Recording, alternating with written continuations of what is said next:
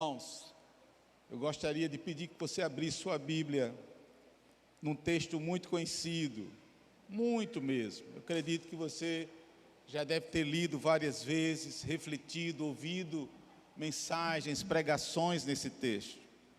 Mas nunca é demais a gente buscá-lo novamente, refletir nele novamente, buscar direção de Deus para ministração no nosso coração. Livro do profeta Ezequiel, capítulo número 37. Livro de Ezequiel, capítulo de número 37.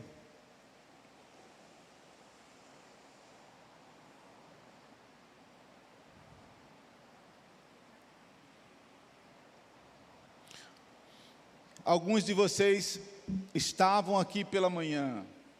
Hoje de manhã nós pregamos sobre Atos capítulo 1, do verso 1 ao verso número 14, enfatizando principalmente o verso 8, que é muito conhecido por todos nós.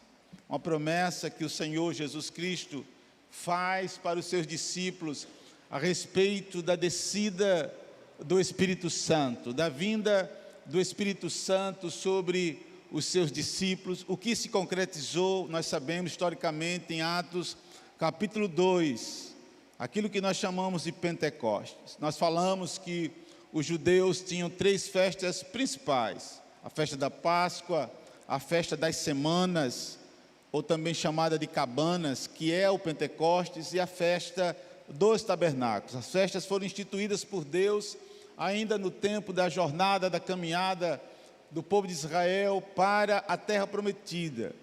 E dessas 3 festas nós explicamos para os irmãos que 2 delas foram incorporadas pela cristandade, pelo seu significado, pela sua relevância histórica e teológica. A primeira delas foi a festa da Páscoa, que nós lembramos a paixão, o sofrimento, a morte do Senhor Jesus Cristo na cruz do Calvário. A segunda delas, que eu até falei que nós não celebramos muito, algumas igrejas, algumas denominações celebram mais. Eu falei até do caso dos nossos irmãos anglicanos, que é a festa do Pentecostes. A festa do Pentecostes, ela é incorporada na cristandade, exatamente por causa do seu significado histórico e significado teológico, porque foi uma promessa do Senhor Jesus Cristo, que já tinha dado em Lucas e ratificado em Atos 1 e concretizado em Atos 2. Pentecostes veio sobre aquele grupo de homens e mulheres que oravam no cenáculo. Acredita-se e estima-se que um grupo pequeno, de 120 pessoas, mas essas 120 pessoas iriam em breve se tornar 3.000, depois 5.000, iriam se tornar a comunidade da igreja, primeiramente em Jerusalém. Depois a igreja se espalha para Samaria, para as circunvizinhanças, e a partir do apóstolo Paulo, chamado de apóstolos dos gentios, o evangelho do rei, como eu preguei hoje de manhã, o evangelho do rei, do reino, se espalha, pelo menos naquele 1º, 2º e 3º século, por todo o mundo conhecido do Império Romano. Hoje, 5 de junho, é o dia de Pentecostes. Hoje, 50 dias após o domingo de ressurreição de Páscoa. Eu lembrei aos irmãos mais antigos da NASA Sul, aqueles que estão aqui, graças a Deus, se mantiveram nessa igreja há anos, tantos anos, pelo menos comigo já há 22 anos, tirando aqueles 2 anos que eu passei exilado, desculpa a expressão, mas são 20 anos.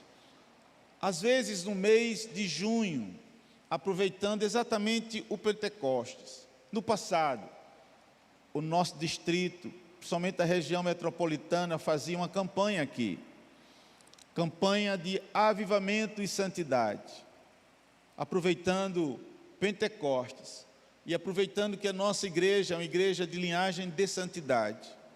Nós pregávamos um mês sobre avivamento e santidade. nós alternávamos os púlpitos. Eu ia pregar nas outras igrejas do Nazareno, pastores nazarenos, amigos vinham pregar aqui, e assim era durante todo o mês. A gente orava por avivamento, buscava santidade. Era um tempo muito bom. Depois isso parou, mas esse ano, numa reunião pastoral, nós estávamos aqui, nós pensamos, por que nós não voltamos isso, celebramos isso? E nesse mês, com a ajuda de Deus, pelo menos enquanto eu ocupar o púlpito, eu vou fazer alusão à obra do Espírito Santo, ou avivamento, ou santidade. A partir dessa semana, os estudos dos grupos pequenos da nossa igreja farão também alusão, não serão baseados nos esboços, mas serão ministrações que, a partir de amanhã, serão entregues aos líderes, sobre quem é o Espírito Santo, como ele age, sua presença na igreja. Eu espero que seja um mês que você possa crescer, buscar a Deus, buscar uma vida de santidade cada vez maior, buscar avivamento pessoal e avivamento também para a sua família e, por que não, para a sua igreja. Falo para vocês que a partir da manhã nós começamos a semana de oração mensal, que não é presencial. Você pode participar pelo Instagram. Tem irmãos que eu vejo que a esposa coloca no Instagram na hora que está no trânsito, obviamente, ela está assistindo e o marido ouvindo. Outros irmãos estão saindo do trabalho e nós temos tido uma frequência muito boa, com adoração, com louvor, mas acima de tudo com oração. Eu penso que esse é um tempo que nós devemos mais do que nunca buscarmos o Senhor. Acompanhe, por favor, em sua Bíblia, a leitura desta visão profética do profeta Ezequiel. É importante que nós falemos que esta é uma visão profética para especificamente o reino de Israel, notadamente o reino de Judá. Ezequiel é um profeta pré-exílico e um profeta exílico. Dois profetas, pelo menos, desses que são profetas escritores, tiveram as suas vidas no Israel pré-exílio e no Israel exílico. Pelo menos três, digamos. Daniel, que era muito jovem quando os babilônios sitiaram e invadiram Jerusalém. Jeremias, profeta que se lamentou tanto sobre a cidade, alertando os seus governantes e líderes a respeito do perigo iminente nas suas fronteiras. E Ezequiel. Nós vamos ler uma profecia dele e tentar fazer uma contextualização com a ajuda do Espírito de Deus para a nossa vida hoje. Veio sobre mim a mão do Senhor, ele me levou pelo Espírito do Senhor e me deixou no meio de um vale que estava cheio de ossos e me fez andar ao redor deles. Eram muito numerosos na superfície do vale e estavam sequíssimos. Então me perguntou: filho do homem, acaso poderão reviver estes ossos? Respondi: Senhor Deus, tu o sabes. Disse-me ele: profetiza a estes ossos e dize-lhes: ossos secos, ouvi a palavra do Senhor. Assim diz o Senhor Deus a estes ossos: eis que farei entrar o Espírito em vós e vivereis. Percebam, eu creio que você está acompanhando na sua Bíblia, que esse Espírito aqui está com letra minúscula. É uma dificuldade muito grande para os tradutores que fizeram essa tradução, porque essa palavra no original, ela não fala se é o Espírito de Deus ou o Espírito humano, mas os melhores intérpretes entendem que Deus está falando do Espírito do homem, colocarei o espírito nele. Eles estavam mortos, e o espírito, ou se alguns que creem que o espírito é a mesma coisa que alma, que é ânimo, ânimos, lhes traria vida. Verso 6: porei tendões sobre vocês, farei crescer carne sobre vocês estenderei pele, e porei em vós o espírito, mais uma vez, letra minúscula, e vivereis, e sabereis que eu sou o Senhor. Então, o profeta está dizendo: profetizei segundo me fora ordenado. Enquanto eu profetizava, houve um ruído, um barulho de ossos que batiam contra ossos, e se ajuntavam, cada osso ao seu osso. Olhei, e eis que havia tendões sobre eles, e cresceram as carnes, e se estendeu a pele sobre eles, mas não havia neles o espírito.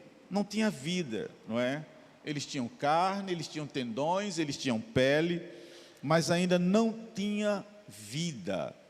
Lembre-se da criação de Adão.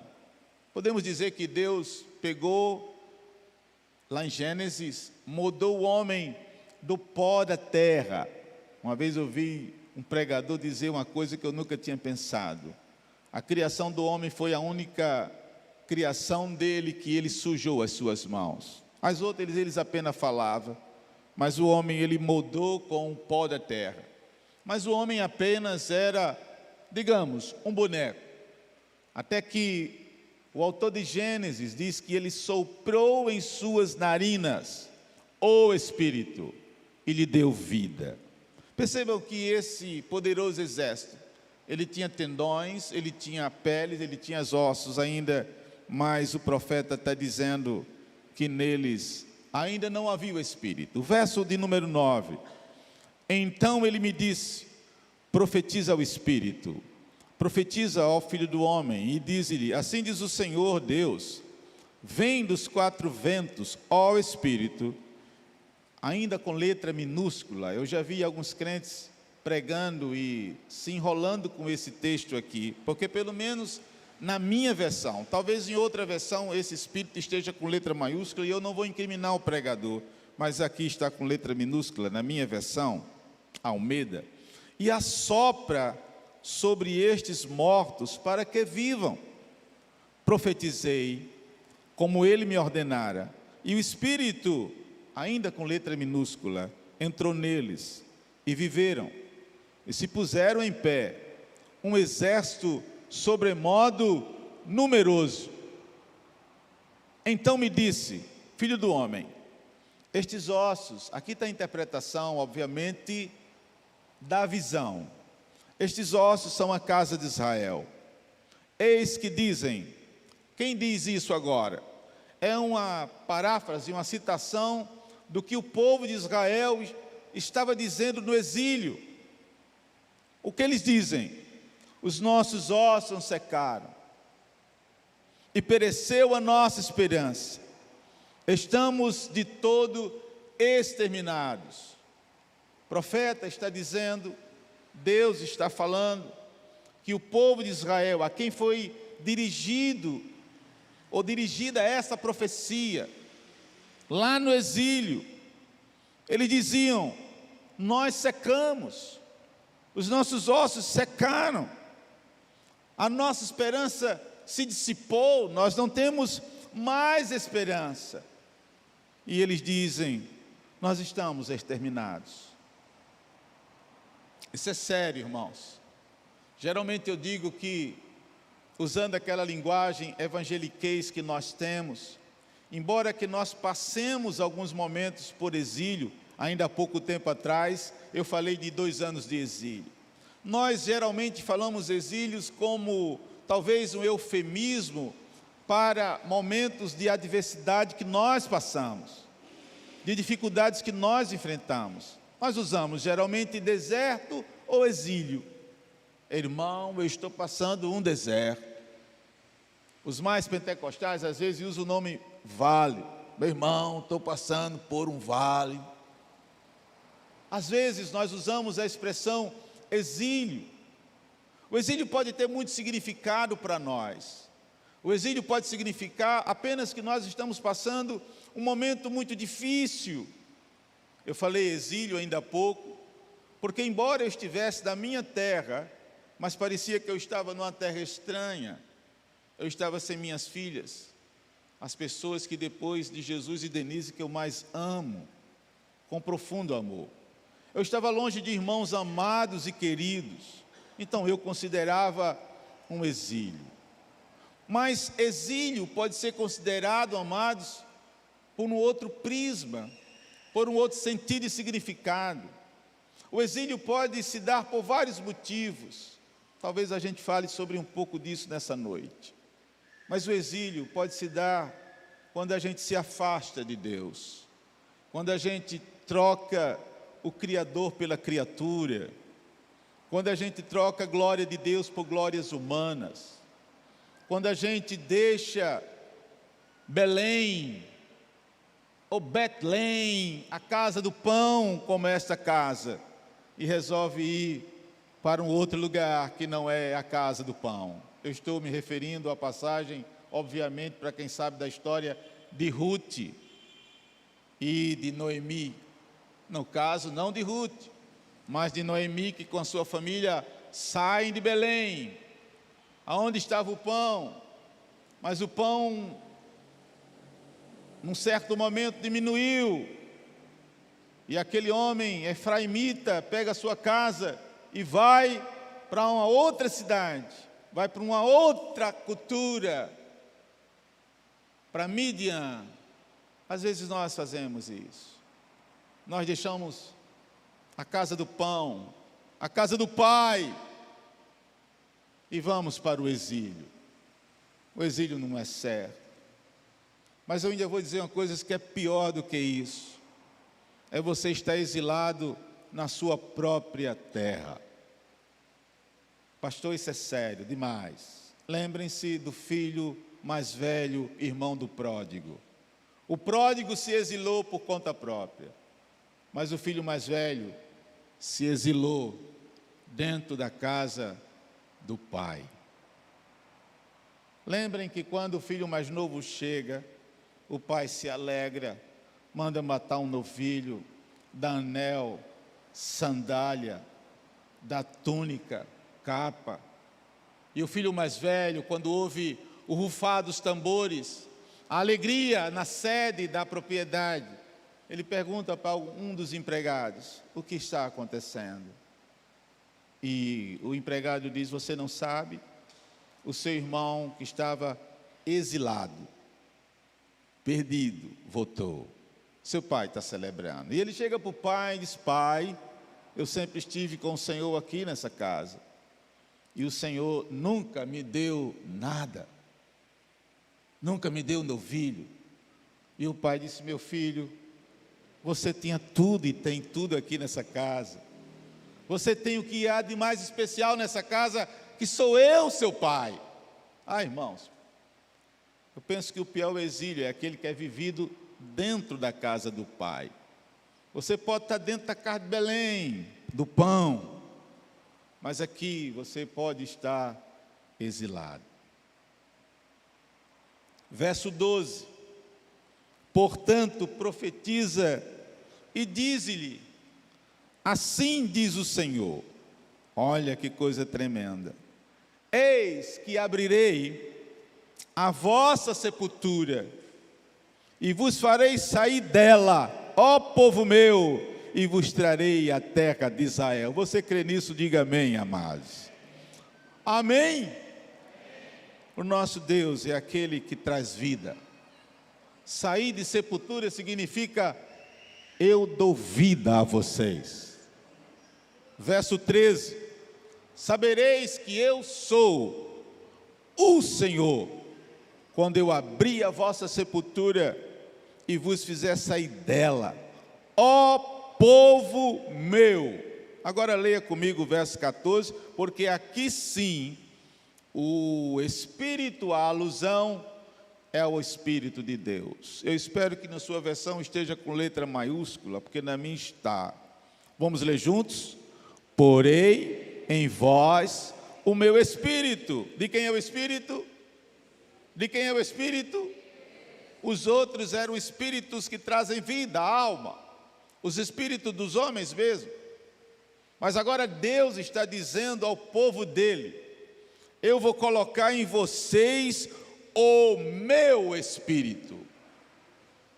O meu Espírito. Vamos recomeçar. Porei em vós o meu Espírito, e vivereis, e vos estabelecerei na vossa própria terra. Eu quero dizer para vocês, eu não tenho dúvida disso, de que Deus não deseja ninguém no exílio, embora a gente passe por ele, nem no deserto, embora a gente passe por ele. Vamos terminar de ler o verso. Então sabereis que eu, o Senhor, disse isso e o fiz, diz o Senhor. Vamos orar.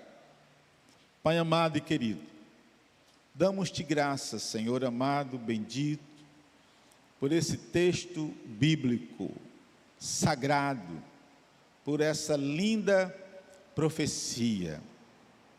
Nós pedimos que nessa noite o Senhor possa iluminar a nossa mente, o nosso coração, meu Deus, para que possamos expor com fidelidade aquilo que o Senhor tem posto no nosso coração.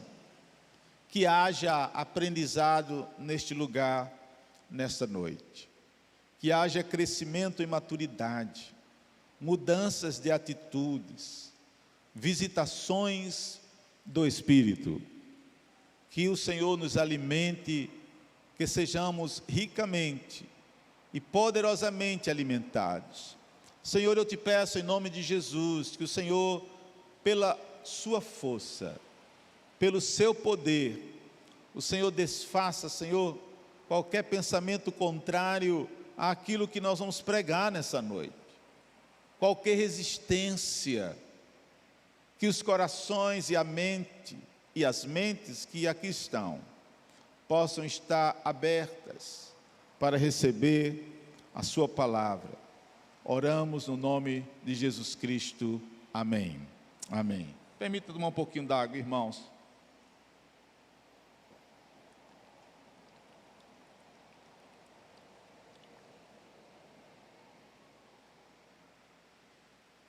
Eu gostaria de iniciar essa exposição nessa noite dizendo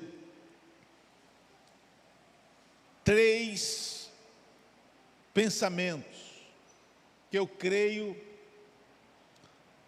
que são bíblicos e que nós podemos inclusive ver no texto que nós agora lemos. E esses 3 pensamentos que eu creio que sejam verdades bíblicas são o seguinte: Deus se revela, Deus fala ao seu povo e Deus restaura e renova o seu povo. Vamos dizer juntos?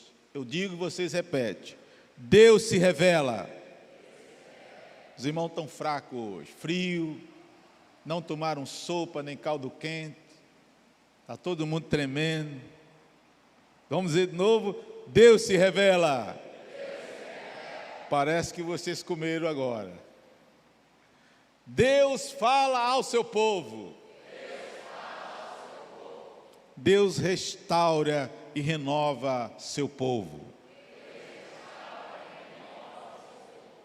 Você crê nisso? Crê mesmo?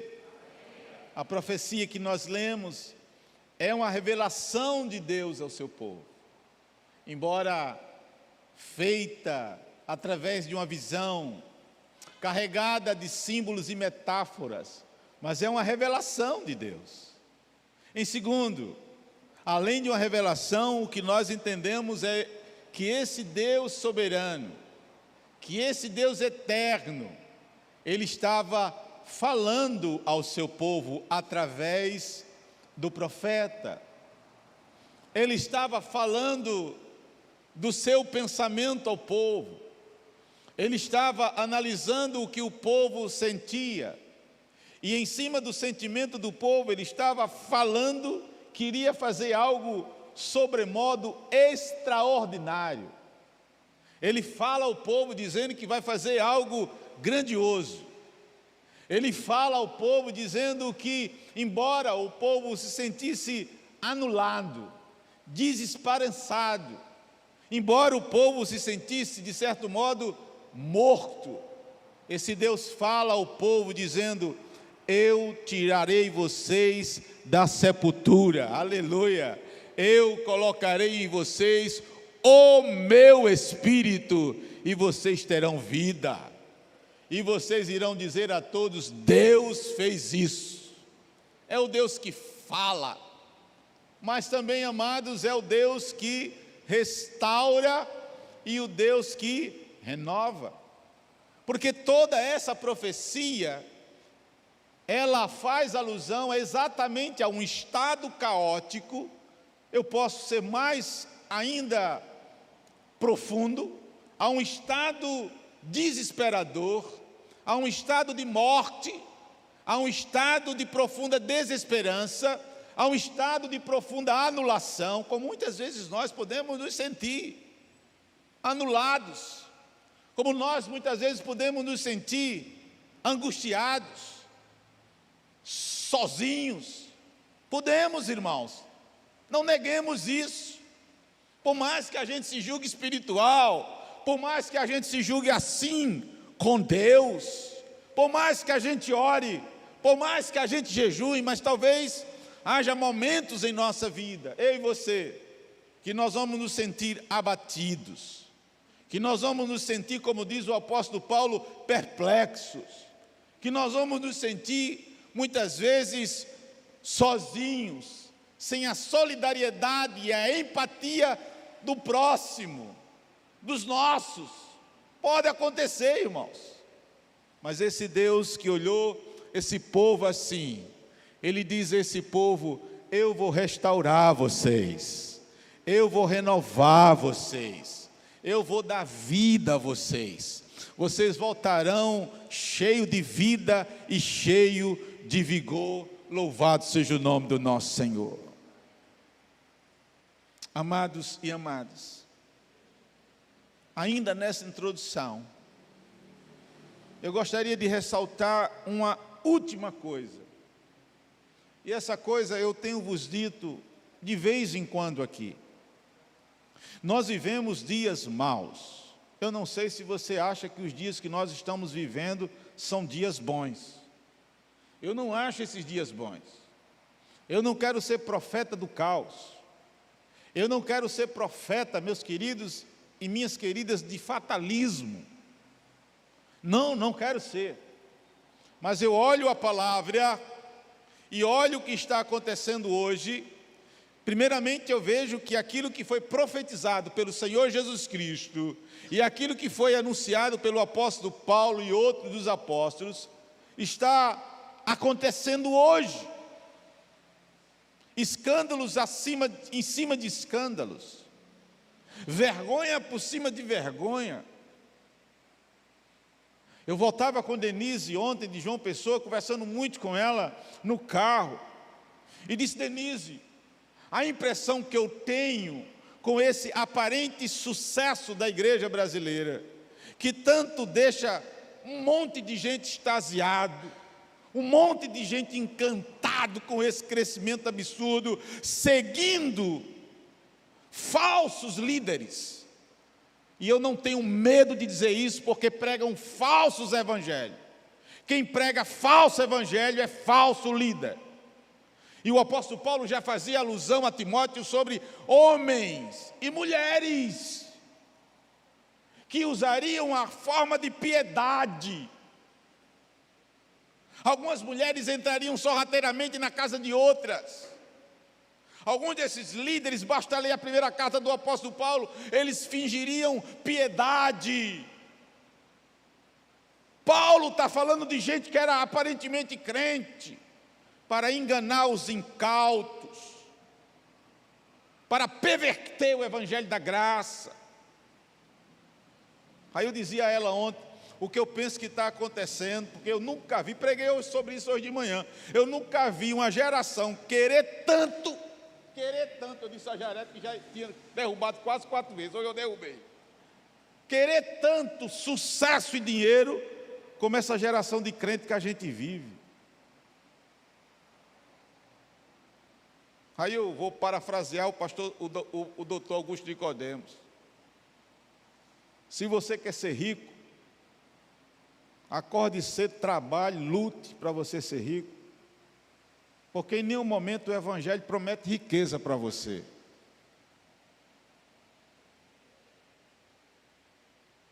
O evangelho promete cruz, mas os crentes dessa geração não querem cruz, querem dinheiro.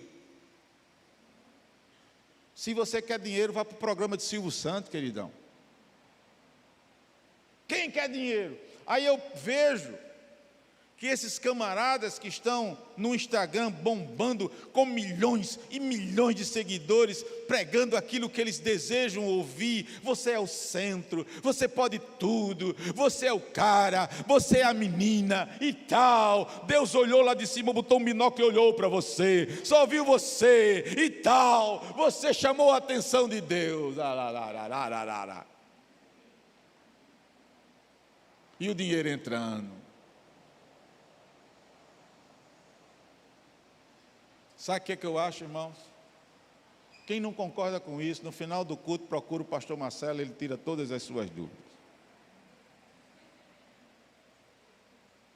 Sabe o que eu acho?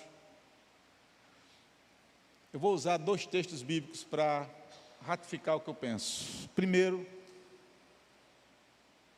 pasmem o texto que eu vou usar, mas eu vou usar. Romanos capítulo 1. Quando Deus diz que esta geração resolveu glorificar a criatura ao invés do Criador. Que essa geração resolveu dar crédito às coisas humanas ao invés das divinas. E Deus os entregou a paixões infames. E aí a gente muitas vezes interpreta esse texto dizendo assim, as paixões infames só é aquele tipo de pecado que é colocado logo em seguida e parece-me que está ligado à sexualidade. Mas paixões infames, irmãos, pode ser paixão por dinheiro também. E você há de concordar comigo que quantos desses pregadores que você conhece, que como eu, no passado, se deliciava em ouvir as suas pregações no domingo, no sábado de manhã, se ser um profeta de Deus, e hoje essa mensagem não existe mais, esse profeta de Deus se tornou um profeta da teologia da prosperidade e da confissão positiva, usando coisas caríssimas, à custa do rebanho,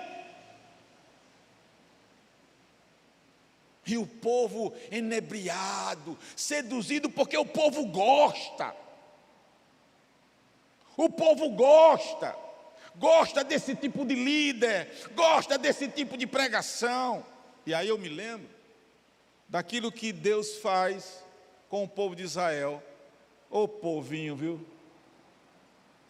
Porque o povo reclama que está com fome lá em Egito, a gente comia isso, comia aquilo, comia isso, comia aquilo. Aí Deus fala para Moisés, diz ao povo que eu vou mandar maná. Maná é pão do céu, ele era delicioso. Os estudiosos dizem que parecia um sorvete, era uma delícia. Caía para todo mundo no final da tarde, não podia comer no dia seguinte que estragava. Tinha que comer no mesmo dia, coma.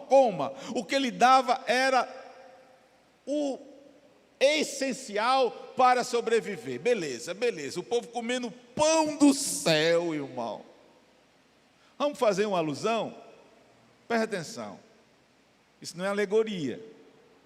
Jesus Cristo, conversando com os judeus, em João capítulo 6, ele disse, eu sou o pão vivo que desceu do céu. Aquele que comer de mim nunca mais terá fome. A alusão que Jesus está fazendo, embora que de modo metaforizado, é a alusão do maná. Os nossos pais comeram maná no deserto, sim, eles comeram. Podemos dizer que aquilo era uma prefiguração tipológica, teologicamente falando, do Cristo, que haveria de nascer. Era como se os judeus estivessem experimentando com muita antecipação aquilo que eu e você iríamos experimentar agora, experimentar o pão vivo. Mas não foi suficiente. Esse maná todo dia. Lá a gente comia uma carninha. Lembra disso ou não, irmão? A gente comia uma carninha lá, uma cebolinha. Aí Deus fala para Moisés: Moisés, eu vou mandar cordonizes para o povo. Esse povo está reclamando. Vai ser cordonizes demais. Elas vão voar no final da tarde também, meu amigo. Vem um bando de cordonizes assim em cima do judeu. Era como se Deus estivesse dizendo, talvez você não interprete assim, mas eu tenho um salmo que interpreta isso. Estão querendo cordonize, estão querendo carne, pois comam, até se empanturrar. E tem um salmista que diz isso: o povo blasfemou no deserto, o povo reclamou do pão do céu. Aí Deus disse assim: vou mandar cordonize, mas mandou cordonize demais. O povo comia, chega as cordonizes, ficava saindo pela boca. Coma! Isso é a ira justa de Deus. Vocês estão se perdendo no próprio desejo de vocês. É o que eu penso que está havendo com essa geração aí, que a gente se encanta. A gente não, tire eu dessa história, que o povo se encanta. Ah, fulano, que sucesso, e tal, e tal, e tal. Eu não vejo como sucesso algum desses ministérios. Eu vejo como a ira justa de Deus sendo lançada sobre a vida dessa pessoa. Na eternidade, a gente vai ter muita surpresa. Mas, irmãos, a proposição da minha reflexão nessa noite é que somente o Espírito Santo pode vivificar a sua igreja. Só o Espírito Santo.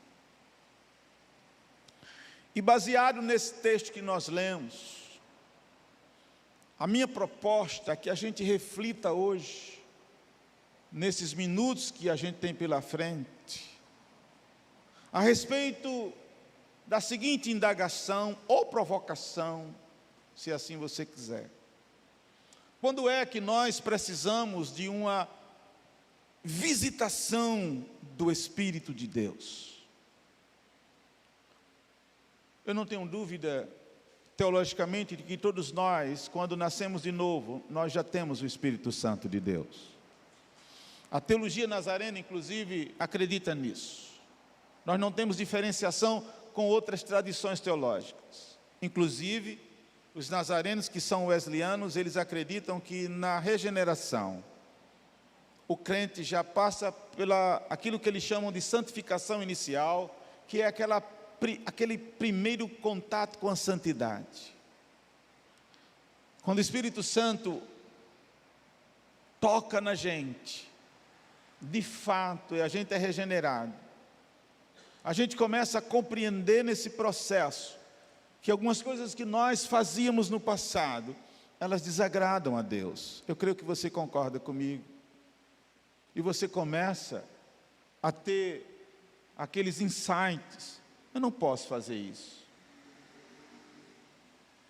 Eu não posso fazer mais isso. Eu creio que vocês já passaram. Por aqui é a galera mais jovem, aqui está o pessoal da meia-idade.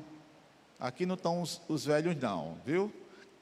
Meu catinga está ali rindo para mim, mas aqui é meia-idade também. Nós não temos tantos anciãos na nossa igreja, não é? Mas a gente não tem isso. Quando a gente se converte, se você não passou por isso, é porque você não se converteu. Mas quando você se converte, Sandro, você fala assim: rapaz, eu não posso fazer mais isso, porque o Espírito Santo habita em você. É ou não é? Esses dias eu estava contando meus podres da família, que parte da minha família não sabia os podres que eu tinha cometido no passado. Eu não gosto de falar dos meus podres do passado. Testemunho tem que ser daquilo que Jesus fez na sua vida. Mas eu comecei a contar uns aspectos da minha vida passada, que a parte da família da Denise não conhecia, ficaram todos perplexos. E eu me lembro, irmãos, que quando eu me converti com a Denise, num domingo de manhã numa igreja, eu passei a semana toda sem dizer aos meus amigos no banco. Eu trabalhava no banco. Não disse a eles. Mas, irmãos, eu não estou dizendo isso para vanglória pessoal, absolutamente. Mas pense num camarada, Claudinho, que tinha a boca podre, era eu. Eu chamava muito palavrão. Muito, irmãos. De cada 10 palavras que eu chamava, 11 era palavrão. Mas no banco, naquela semana, já houve uma mudança, Cris. Mas o meu medo, Mari, era chegar o sábado, Dorifran. Porque todo sábado eu ia bater futebol de salão. Pasme, eu jogava futebol de salão. Todo sábado de manhã. No sindicato dos bancários. E depois, tome cerveja até a tarde. Às vezes Rumontila. E aí foi passando segunda, terça, quarta, quinta, sexta, sábado, e chegou o sábado. Se agora? Eu tinha nascido de novo no domingo, Theo. Quando chegou o sábado, eu disse, vou ou não vou para a pelada? Eu posso dizer que eu estou doente, mas é mentira. O Espírito Santo começou a dizer, você já não pode mentir mais. Pense na luta. Eu digo, eu vou. Mas eu vou dizer que eu estou tomando antibiótico. Porque quem bebia aqui sabe que o cara não queria beber. Estou tomando antibiótico. Eu disse, eu vou dizer que eu estou tomando antibiótico. Aí o Espírito Santo disse, você não pode dizer que você agora nasceu de novo. Meu irmão, pense numa luta com o Espírito Santo. E eu fui. Quando chegou na hora da pelada, os palavrões vinham até aqui, eu engolia. Não chamei. Mas os meninos não notaram. Na adrenalina ninguém notou. Mas agora vamos, agora! Beber, comemorar a vitória. Aí sentava a mesa dos bebum pior. Eu sentava com eles lá. Aí eu já não fui para essa mesa, eu fui para a mesa dos crentes. Aí os caras, Alcimar. Aí o Espírito Santo disse, fale quem você é agora, eu quero ver. Foi o que eu preguei hoje de manhã, testemunha. Eu olhei para os camaradas e disse, queridos amigos, domingo passado, pela manhã, Jesus me encontrou. Jesus me encontrou. Os caras, hã? Foi. Agora vocês são meus amigos. Continua. Quero nem perder nenhuma amizade de vocês. Mas agora, eu não bebo mais. Porque eu sou de Jesus. Nunca mais bebi. Setembro de 1986. Espírito Santo nos dá nova vida. Você crê nisso, amado? Meus irmãos, eu falei tanto, causo, e ainda não entrei na pregação. Você acredita nisso? Tem que trocar esse pregador, caso sério. Quando é que nós, Alexandre, precisamos de uma vivificação? Se nós já temos o Espírito, temos Ele, mas às vezes nós precisamos de uma vivificação, nós precisamos de uma restauração, nós precisamos daquilo que nós chamamos de uma visitação poderosa do Espírito sobre a nossa vida. E eu creio, amados, eu creio nisso, que embora sejamos já convertidos, que já tenhamos o Espírito Santo, Mas muitas vezes Deus propiciona exatamente essas visitações. E essas visitações poderosas do Espírito Santo sobre a nossa vida, restaura a nossa vida, renova a nossa vida, vivifica a nossa vida. E eu vou citar alguns motivos, irmãos e irmãs, pelos quais nós, muitas vezes, precisamos dessa visitação. Ou quando é que nós necessitamos dessa visitação do Espírito Santo de Deus, baseado nesse texto. Em primeiro lugar, meus irmãos e minhas irmãs,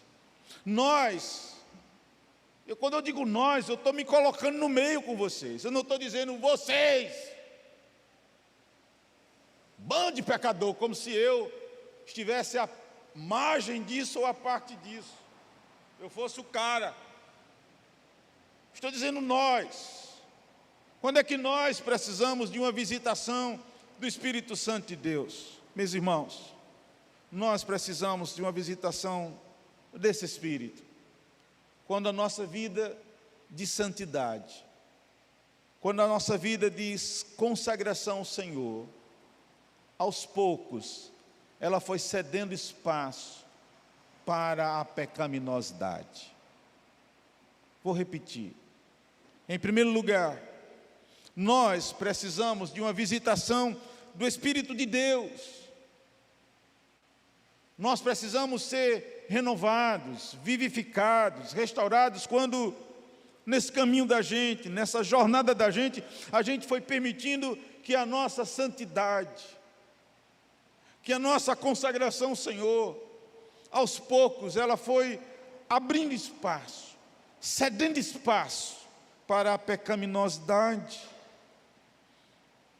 Isso não está muito explícito no texto que nós lemos, mas quem conhece o contexto dessa profecia, sabe que a nação de Judá, ela caiu historicamente nas mãos dos babilônios, dos caldeus, porque eles tinham se afastado de Deus.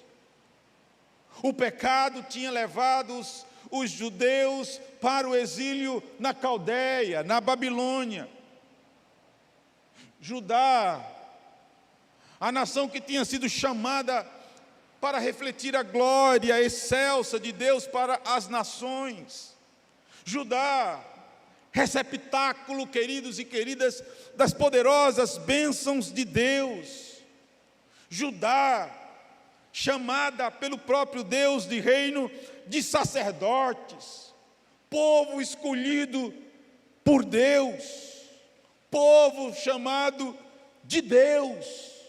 Essa nação tinha enveredado por caminhos tortuosos, tinha se aliado a nações ímpias, tinha caído naquilo que os estudiosos chamam de adultério e prostituição espiritual, e pasmem, tinham trocado a glória do Deus Todo-Poderoso, o culto a Jeová, por divindades pagãs.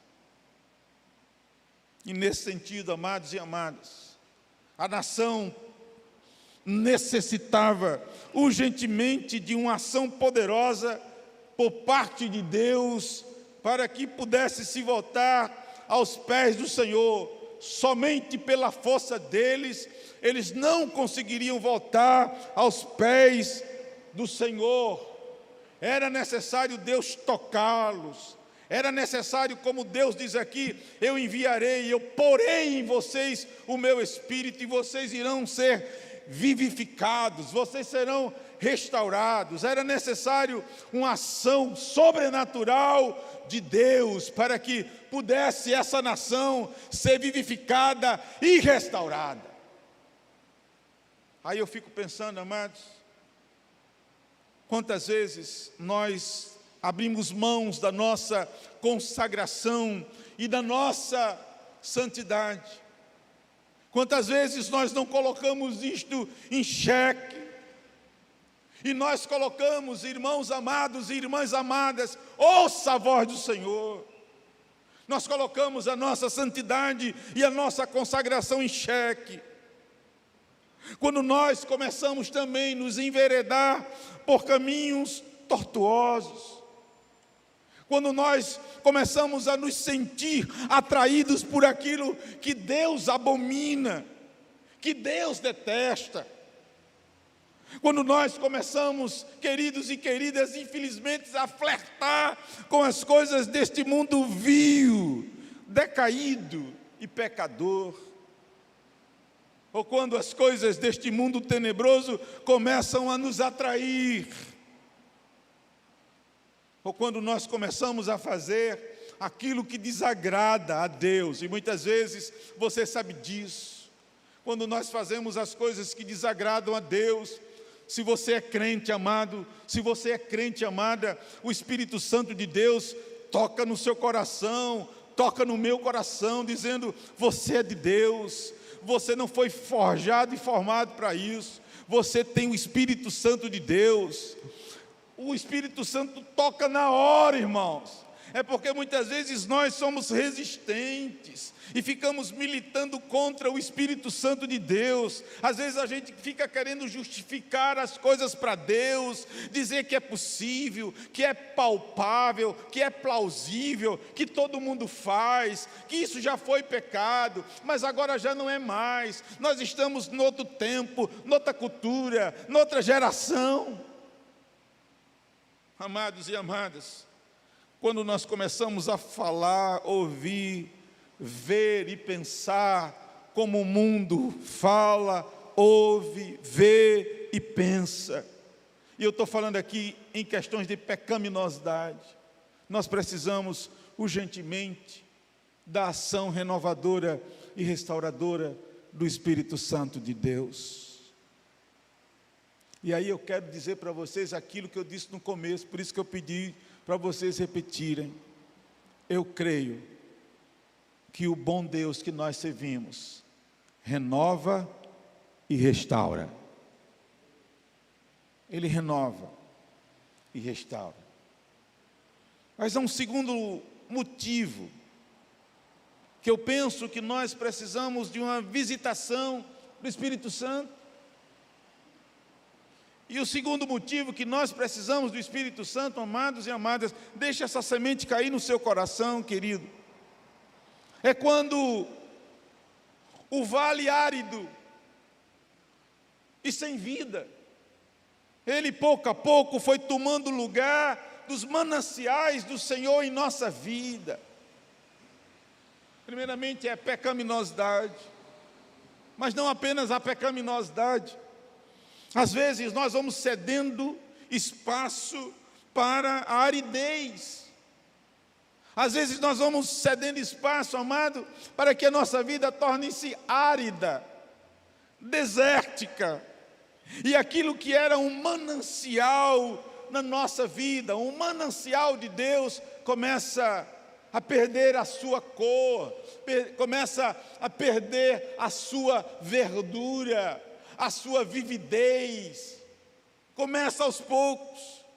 Veja que no verso 1, o Ezequiel, o profeta, diz que ele me deixou no meio de um vale que estava cheio de ossos. Aquele vale não era assim. Aquele vale já tinha sido um vale de florescimento de vida, mas agora não. Ele agora se tornou um vale árido, seco, desértico, sem vida. E quando isso começa a acontecer na nossa vida, igreja, nós precisamos urgentemente de uma visitação do Espírito Santo de Deus. Dias desses eu estava pregando aqui na igreja. Irmãos, como eu oro sobre isso em relação à minha vida. Porque muitas vezes quando nós nos convertemos, somos discipulados, você vai lembrar disso, tudo para nós é alegria, tudo para nós é festa, tudo para nós é testemunho, a gente sente prazer nas coisas de Deus, na palavra de Deus, na oração, de estar na igreja. Às vezes, por causa de N fatores, eu não sei que fator você já enfrentou na sua vida, mas eu já enfrentei N fatores, e esses N fatores, eles quiseram roubar a minha alegria, quiseram roubar a minha satisfação de servir a Deus. Às vezes é uma falsa amizade no meio da igreja. Às vezes é um pecado de hipocrisia ou de traição de irmãos que chegou para você e num determinado momento da sua vida disse: eu estarei com você o tempo todo, eu jamais deixarei você. Mas no momento do vamos ver, foi a primeira pessoa que lhe traiu, foi a primeira pessoa que virou as costas para você. E aí você se sente que você é humano, você não é anjo, você não é divinizado. Aí você se sente com o coração apertado: mas rapaz, eu não esperava isso. Aí vai se tornando seco. Aí o cão chupando manga, que é perito em trazer tristeza, angústia e agonia, vai dizendo: está vendo? Está vendo? Está vendo? E você vai perdendo o sabor pelas coisas de Deus. Às vezes é até uma pregação mais dura, que tu veio no domingo dizendo: hoje o pastor vai pregar um sermão daquele, eu vou sair quase que flutuando da igreja. Mas nesse domingo o pastor parece que estava com um pau na mão, só apalcentando, e você ficou triste.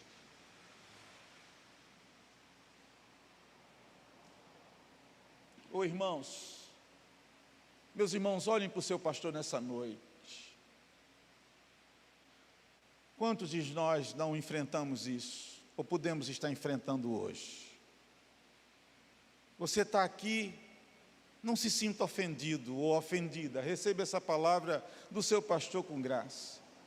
Você pode estar aqui apenas cumprindo uma tabela. Você não veio com satisfação, você não veio querendo derramar a sua alma numa adoração, não. Você está aqui porque eu vim. É graças a Deus que você veio mesmo assim, né? Pior é se você continue assim. Quantos não já perderam essa alegria inicial? E uma das coisas que eu faço aqui é um testemunho pessoal.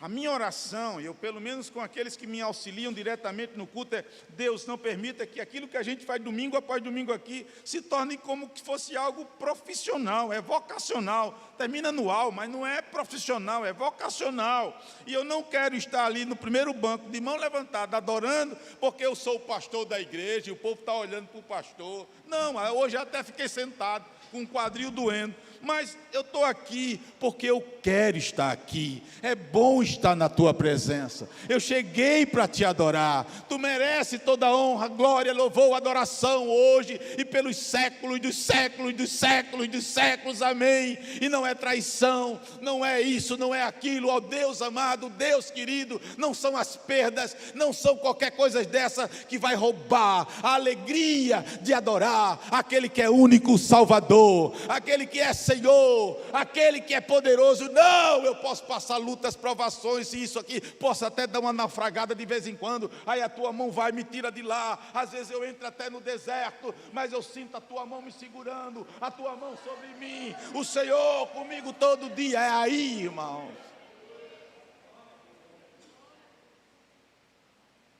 Eu gostaria que você abrisse sua Bíblia em Jeremias. Eu não sei se os meninos podem colocar aqui em cima. Eu estou usando Jeremias, eu estou usando a versão revista e atualizada. Jeremias 2:13.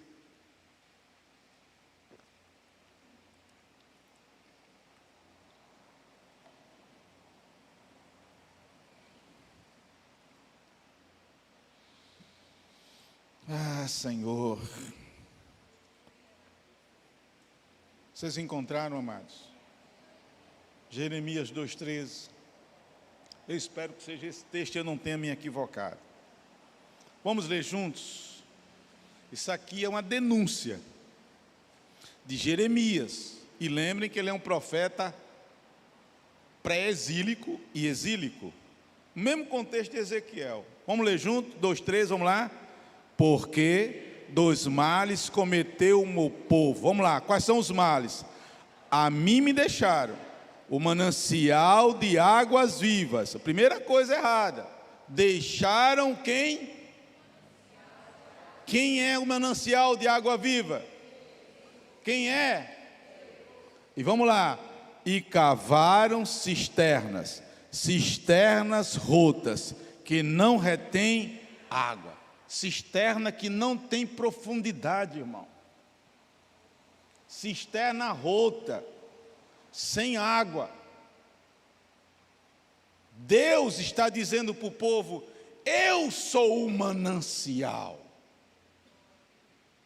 Vocês não vão encontrar vida longe desse manancial. Não fique cavando cisterna rota, tentando guardar um pouquinho d'água, que não vai adiantar. Somente Deus, e aqui eu falo da pessoa maravilhosa do nosso Senhor e Salvador Jesus Cristo, sacia a nossa sede. Não é igreja, irmãos, não é pastor, não é programação, por mais organizada que ela seja, não é. Manancial de água viva é o nosso Senhor. E aí eu fico pensando, amados, permita-me dizer mais algumas coisas. Quantos crentes, talvez alguns estejam aqui nessa noite, outrora viviam numa vida de abundância, a vida florescia, a vida era um manancial poderoso do Senhor.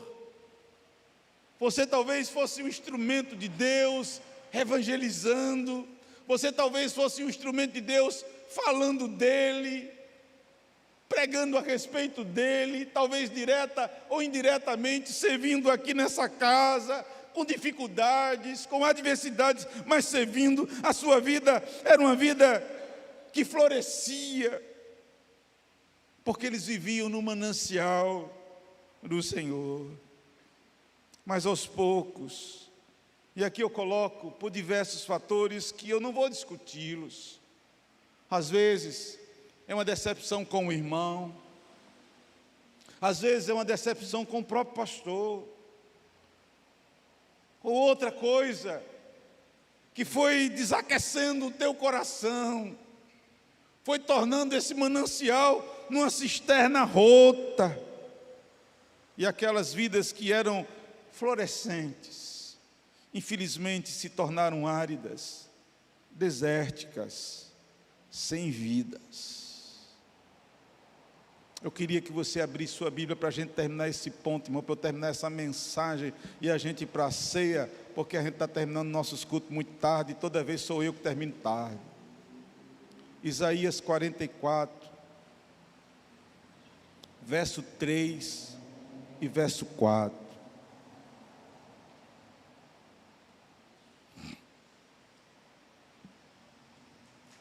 Isaías 44, eu falei 43, foi?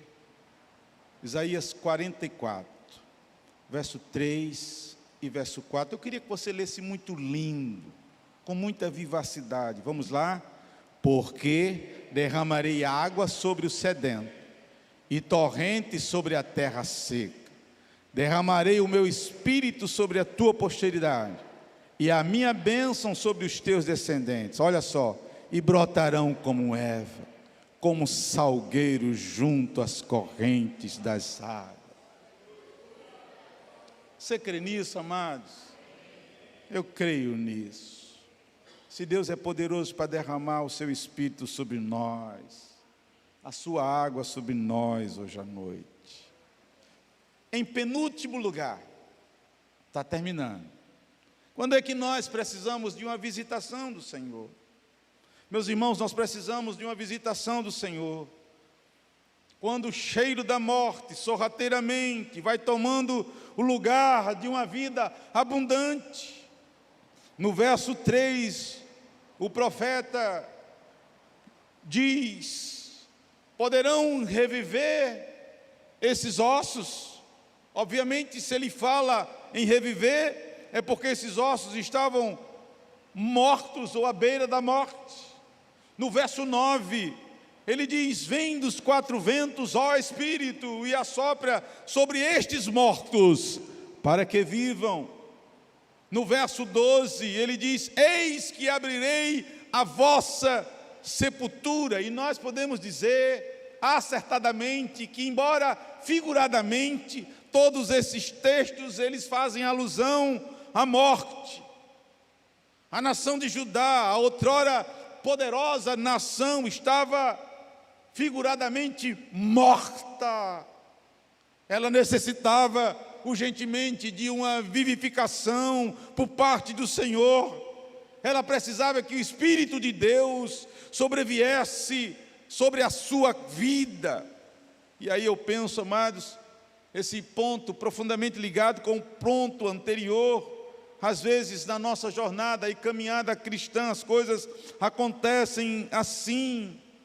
Às vezes começamos com tanta alegria, com tanta vividez, com tanto vigor, com tanta vida, mas devido a muitas circunstâncias, a morte, aqui eu falo obviamente no sentido metaforizado, figurado, começa a chegar, a rodear. Às vezes é o pecado, como eu disse no primeiro ponto, às vezes são as lutas e desencantos desta vida, como eu falei no segundo ponto, às vezes são as decepções com as pessoas. De repente a alegria é minada, o vigor se esvai, a vida começa a se dissipar. A morte começa a rondar e querer se instalar. Mas eu queria que você lesse comigo, amado e amada, o verso de número 12 e 13 desse texto que nós lemos. Verso 12 e 13. Todos vocês, vamos lá? Portanto, vamos lá, queridos. Portanto, profetiza e diz-lhe: assim diz o Senhor Deus. Vocês estão com o texto ou não estão, irmãos? Está aqui em cima, Carol. Ezequiel 37, 12 e 13. É o texto original. Ezequiel 12, 13. Vamos lá, queridos? Portanto, profetiza e diz-lhes: assim diz o Senhor Deus: eis que abrirei a vossa sepultura e vos farei sair dela. Você crê nisso? Ó povo meu, e vos trarei a terra de Israel. 13, sabereis que eu sou o Senhor, quando eu abrir a vossa sepultura e vos fazer sair dela, ó povo meu. O nosso Deus é o Deus que traz vida, restaura a alegria, renova o vigor. Aleluia, eu creio nisso. Eu que o diga. Ponto 4. Finalmente, quando é que nós precisamos de uma vivificação do Senhor? Primeiramente, eu falei para vocês, quando o pecado começa a nos rodear. Segunda coisa que eu falei foi quando a aridez começa a tomar espaço na nossa vida. Terceiro ponto que eu acabei de falar com os irmãos agora, queridos e queridas, é quando a morte começa a rondar a nossa vida. Finalmente, em quarto lugar, nós precisamos de uma visitação do Espírito, quando a desesperança tomou o lugar da esperança e dos nossos sonhos em nossos corações. Veja aqui no verso 11 do capítulo 37 de Ezequiel, o povo diz: pereceu a nossa esperança, estamos de todo exterminados. A esperança e sonhos da nação de Judá tinham se acabado. Tantos anos de sofrimento, tantos anos de vergonha, tantos anos de exílio, a esperança se foi. Era necessário uma ação poderosa de Deus para que os sonhos voltassem, a esperança voltasse. Oh, irmãos, quantas vezes nós, eu e você, perdemos também a esperança? Quantas vezes nós, eu e você, deixamos de sonhar, de projetar? Quantas vezes? Quando a esperança vai embora, é mais do que necessária uma ação vivificadora do Espírito Santo de Deus. E eu quero dizer para você, querido e querido, Se você perdeu a esperança, nós estamos pregando nessa noite o Deus que é perito em renovar, restaurar a esperança. Creia nele, confie nele, abra o seu coração para o Espírito Santo de Deus. Eu anotei 4 aplicações aqui, eu quero orar depois com você, para a gente ir para a ceia. Primeira aplicação: o Espírito do Senhor continua ativo em nossa geração. Jesus mesmo fez essa promessa em João 14 e João 16. O Espírito Santo está aqui nessa noite. Segundo lugar, a pecaminosidade nos afasta de Deus, mas o Espírito Santo nos aproxima novamente do Senhor. Terceiro lugar, o Espírito Santo é poderoso para nos vivificar, transformando nossa aridez espiritual, não importa que profundidade ela esteja, em abundância, e restaurando nossa esperança. Quarto lugar, o Espírito Santo é poderoso, olha só, para agir hoje, em minha vida, em sua vida, em nossas famílias e em nossa igreja. Que Deus aplique a sua palavra no meu coração e no seu coração. Eu gostaria, amados e amadas, sem perda de tempo, que os irmãos que foram